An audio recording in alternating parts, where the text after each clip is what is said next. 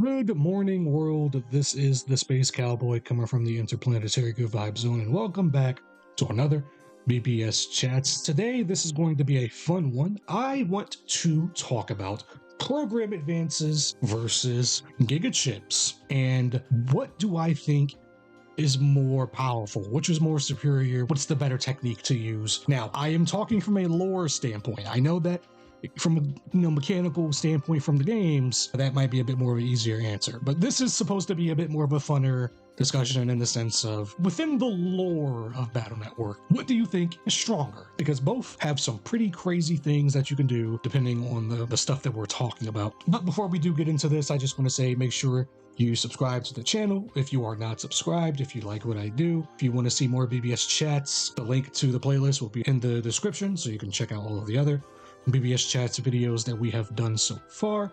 And of course, make sure you hit that like button. So just to briefly explain what program advances are to people that don't know, they are a mechanism in the Battle Network series that allows certain battle chips to be used in succession for very powerful abilities, whether they are offensive or defensive. And you have to select a very specific order of battle chips that will allow you to access essentially what is a more beefed up version of that attack. So if I were to equate this to a fighting game, imagine that you have your regular battle chips, which would be your specials. Then the program advances would essentially be the EX version of that battle chip. So very easy example, one of the easiest EAs, the hyper cannon. You essentially would combine 3 cannons as long as you have the correct order of codes, because you can't just necessarily put 3 A codes together and you get the program advance. If you have an A code, B code, and C code cannon, you have those all in the correct order, then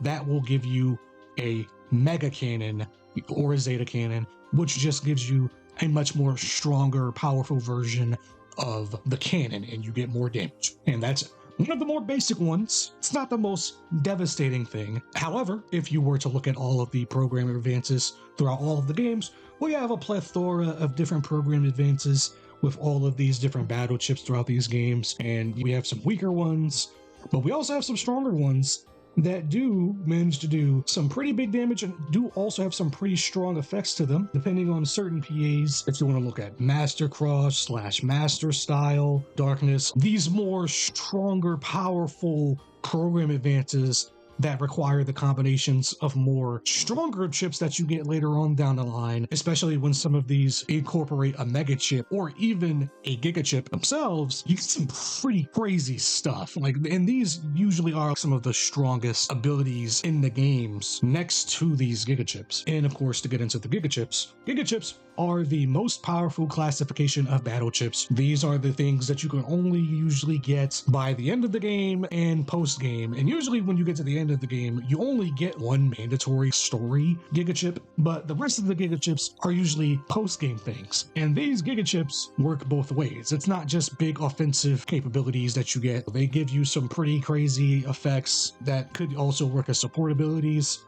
but these giga chips are very powerful, and they're always something that you want to use. Delta Ray, Dark Auras, base in of themselves. Anytime you encounter base in these games and you fight base, you usually do get a battle chip centered around base. And you know how the other net navies get mega chips? Base is one of the only few that actually gets a giga chip to himself. Base never usually has a mega chip in these games because he's one of the strongest net navies out there. But then you also have Red Sun and Blue Moon from Battle Network 4. You got Bug Charge.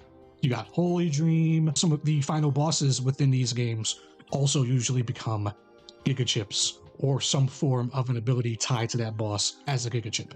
But yeah, I just think it's fun to talk about, because when you talk about program advances and you talk about giga chips, considering that these are RPGs that we are playing, these are the strongest abilities that you can use in these games. Like when you think about an RPG, like a JRPG, you think about limit breaks, your strongest moves that you whip out, your mana gauge is full, you have like this big cinematic that does crazy amounts of damage, or maybe even has a very powerful effect like support ability or even like a debuff of some sorts, stuff like that. That's what these abilities in Battle Network are supposed to represent. And I always thought about what's stronger, like what's better, because these are abilities that you essentially get in the post game And these are usually tied to post-game bosses or even final bosses. These Giga chips have abilities that are completely separate from anything else with all of the other battle chips, from the standard chips and the mega chips. If you were to just equate this within the lore of the series, you'd imagine that these Giga chips, say if you pulled out a Giga chip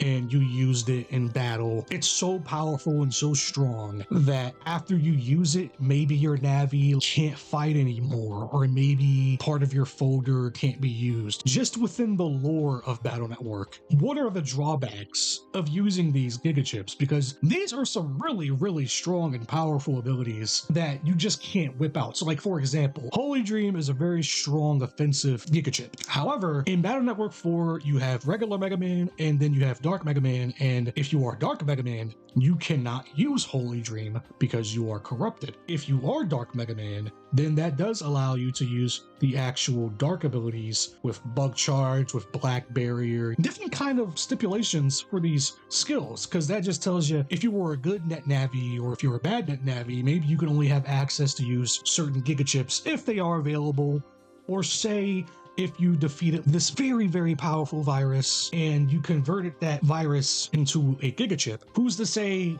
in lore you are only allowed to use that Giga chip a certain amount of times? Like, this isn't just your standard chip that you can always pull out. What if you use the Duo Giga chip once and it goes away, or you only have a certain amount of uses of a Giga chip? Stuff like that. I always thought stuff like that was very interesting.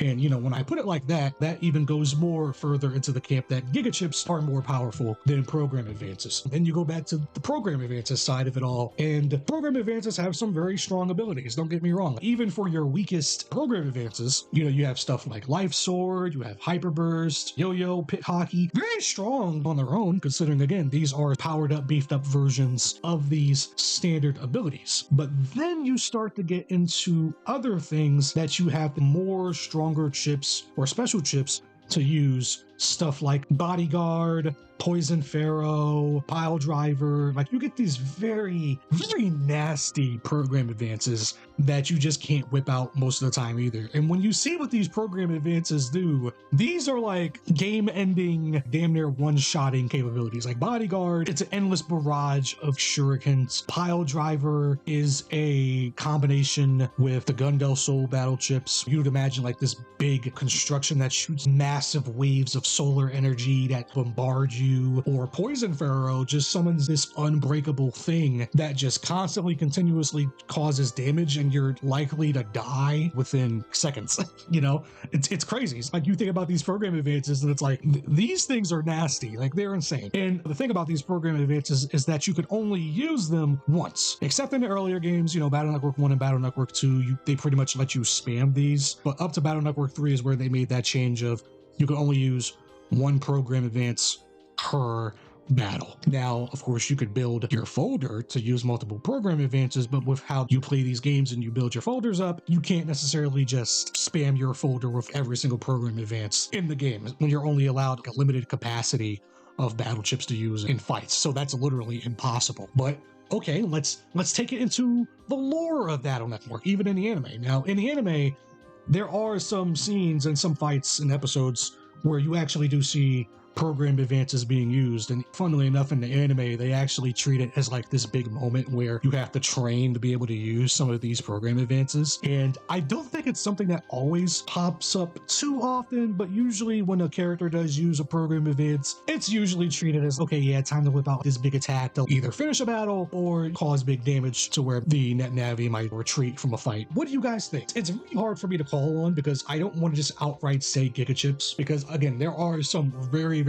cracked program advances that you could arguably say are on the level of a Giga chip. So just within the lore of Battle Network, again, what do you guys think? Do you think program advances have the potential to be more powerful? Considering, like, you know, if we had more games, there's like more new battle chips, and you know, there's always the possibility of a brand new program advance being created, and depending on like certain combinations, we could talk about like, oh man, like these abilities are so insane. You know, when you have like the weaker ones, you know, that's, you know, in discussion, of course, the Giga chips are better. But then once you start getting more towards like the more unique program advances that can deal out just as much damage as a Giga chip does, or if the effect is just as big as a Giga chip can have, then that can be, that can have some sway in the argument. But yeah, I just thought this discussion was fun. So please give me your comments. I would love to hear your opinions on this and what you might think. We have more BBS chat stuff on the way, more topics that I'm thinking about. Make sure you watch the last one that we did on the official net battlers. And if you just like what I do as a whole, again, check out the channel. Subscribe to me, hit the big red button if you're interested. Big goal right now currently is now 1,000 subs, so we're doing a good job on picking up new viewers, and I do appreciate you guys for checking me out. Make sure you hit the notification bell so that you never miss any updates for live streams, uploads on the channel. And again, just to remind y'all, the playlist is in the link, the link to the playlist is in the description for the rest of the BBS Chats videos that we have done so far. And yeah, with all of that being said, this is the Space Cowboy, and I hope you guys have a good night.